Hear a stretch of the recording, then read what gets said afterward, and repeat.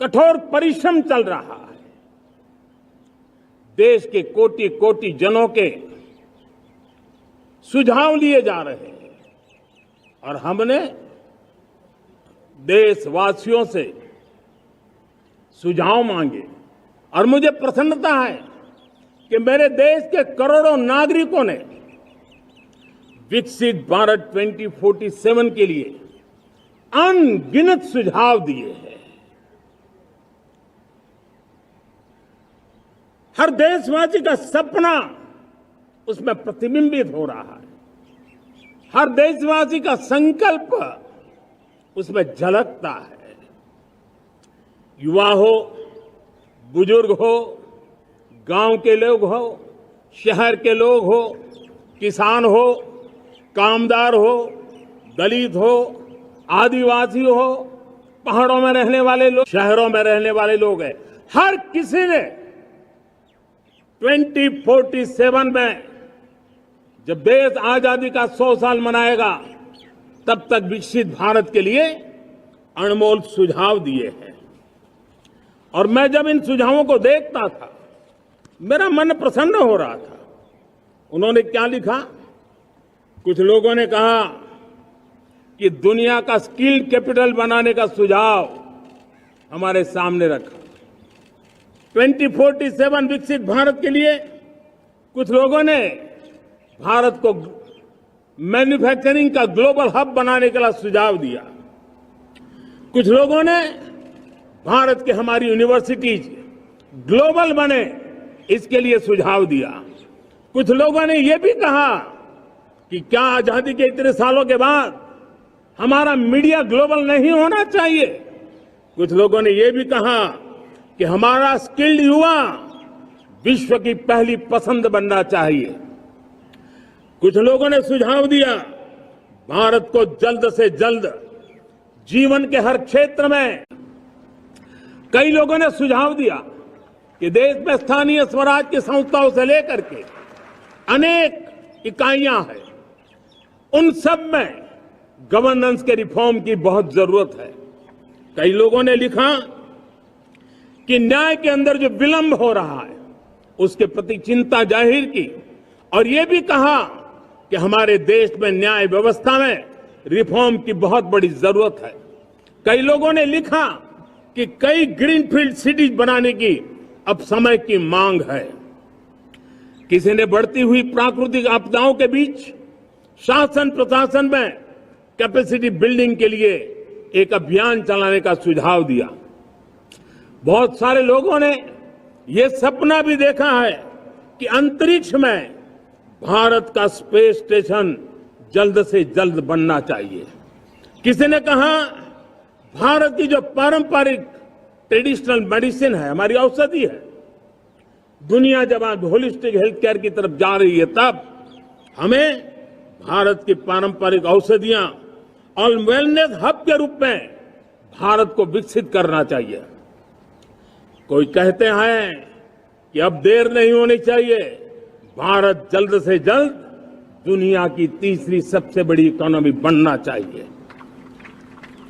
साथियों, मैं इसलिए पढ़ रहा था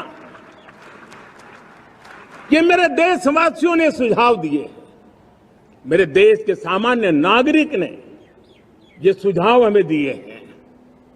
मैं समझता हूं जब देशवासियों की इतनी विशाल सोच हो, देशवासियों के इतने बड़े सपने हो, देशवासियों की इन बातों में जब संकल्प झलकते हो तब हमारे भीतर एक नया संकल्प दृढ़ बन जाता है। हमारे मन में आत्मविश्वास नई ऊंचाई पर पहुंच जाता है।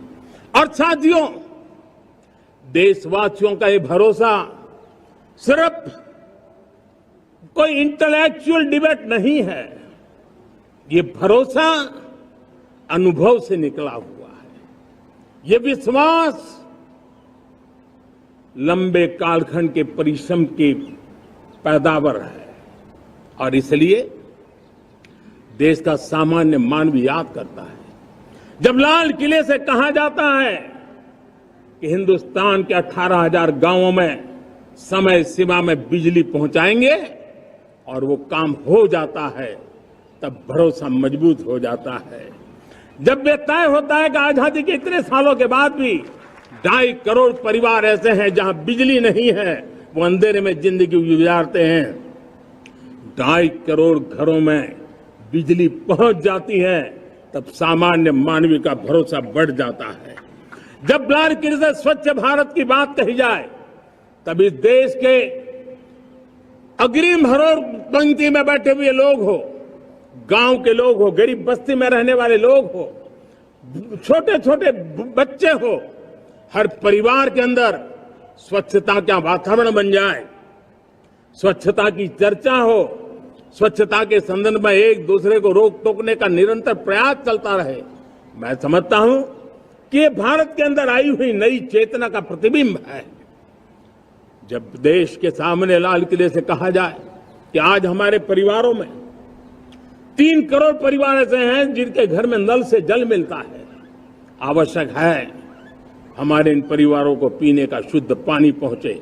जल जीवन मिशन के तहत इतने कम समय में नए 12 करोड़ परिवारों को जल जीवन मिशन के तहत नल से जल पहुंच रहा है। आज 15 करोड़ परिवार इसके लाभार्थी बन चुके हैं। हमारे कौन लोग वंचित थे इन व्यवस्थाओं से, कौन पीछे रह गए थे? समाज के अग्रिम पंक्ति के लोग इसके लिए अभाव में नहीं जीते थे। मेरे दलित, मेरे पीड़ित, मेरे शोषित, मेरे आदिवासी भाई बहन, मेरे गरीब भाई बहन, मेरे झुग्गी झोपड़ी में जिंदगी गुजारने वाले लोग, वही तो इन चीजों के अभाव में जी रहे थे। हमने अनेक ऐसे प्राथमिक आवश्यकताओं की पूर्ति के लिए जो प्रयास किया और उसका परिणाम हमारे इन सारे समाज के बंधुओं को मिला है। हमने वोकल फॉर लोकल का मंत्र दिया। आज मुझे खुशी है कि वोकल फॉर लोकल ने अर्थतंत्र के लिए एक नया मंत्र बन गया है। हर डिस्ट्रिक्ट अपनी पैदावार के लिए गर्व करने लगा है। 1 डिस्ट्रिक्ट 1 प्रोडक्ट का माहौल बना है। अब 1 डिस्ट्रिक्ट 1 प्रोडक्ट को 1 डिस्ट्रिक्ट का 1 प्रोडक्ट एक्सपोर्ट कैसे हो, उस दिशा में हर जिले सोचने लगे हैं। रिन्यूएबल एनर्जी का संकल्प लिया था। G20 समूह के देशों ने जितना किया है उससे ज्यादा भारत ने किया है, और भारत ने ऊर्जा के क्षेत्र में आत्मनिर्भर बनने के लिए, ग्लोबल वार्मिंग की चिंताओं से मुक्ति पाने के लिए हमने काम किया है। साथियों, देश गर्व करता है आज जब फिनटेक की सफलता को लेकर पूरा विश्व भारत से कुछ सीखना समझना चाहता है, तब हमारा गर्व और बढ़ जाता है। साथियों, हम कैसे भूल सकते हैं कोरोना के वो संकट काल। विश्व में सबसे तेज गति से करोड़ों लोगों को वैक्सीनेशन का काम हमारे इसी देशों में हुआ। यही देश हैं जो कभी आतताई आतंकवादी हमें आकर के मार के चले जाते थे। जब देश की सेना सर्जिकल स्ट्राइक करती है, जब देश की सेना एयर स्ट्राइक करती है, तो देश के नौजवानों का सीना ऊंचा हो जाता है, तन जाता है, गर्व से भर जाता है। और यही बातें हैं जो आज 140 करोड़ देशवासियों का मन गर्व से भरा हुआ है, आत्मविश्वास से भरा हुआ है।